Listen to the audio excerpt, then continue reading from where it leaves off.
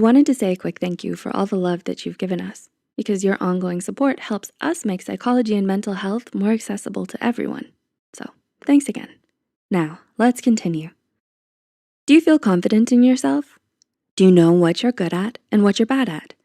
Even psychology experts know the benefits that come with being confident in yourself and your skills. The identity that your mind creates about yourself can be described in psychology as your ego, which is the translation for I or me in Latin.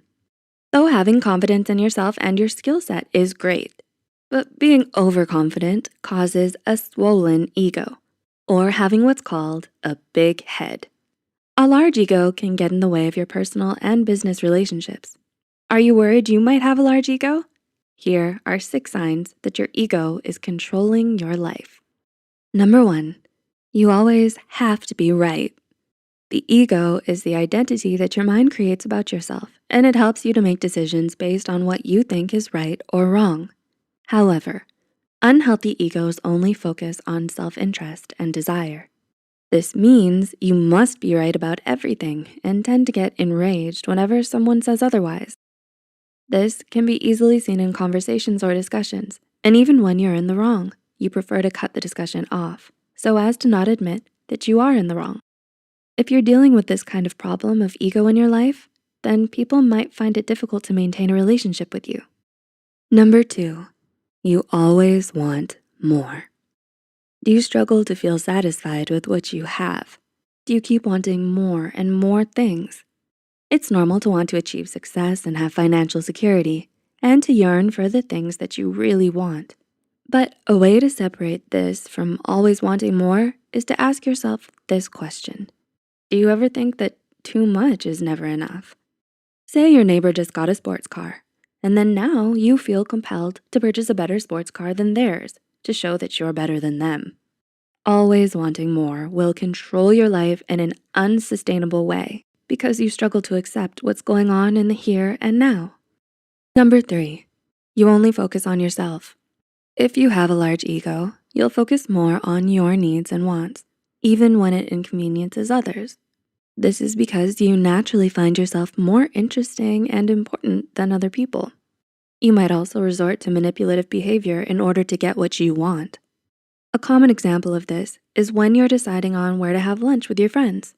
Your friends agree to eat at McDonald's, but you would rather have lunch at Burger King.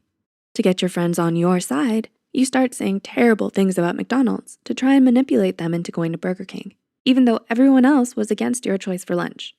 Eventually, you might find that your friends and family start to steer clear of you because things always end in an argument that they'd rather avoid. Number 4, you don't like it when other people succeed.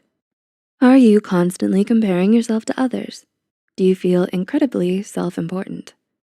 When you have a bloated ego, you feel like you deserve more success than the others around you because you think your hard work trumps everybody else's. You might be left feeling frustrated when others get promoted at work or get awards at school. You feel that you deserved that promotion or should have received those awards instead because you are prone to jealousy over other people's success. This can harm your friendships and leave you feeling isolated. Number 5, you set unrealistic goals. Do you set unrealistic goals for yourself just to show others that you are superior to them? Setting unrealistic goals for yourself is common behavior with an inflated ego due to the pride and extremely high expectations that you have for yourself. This puts additional pressure and stress on your shoulders and might cause you to push others away.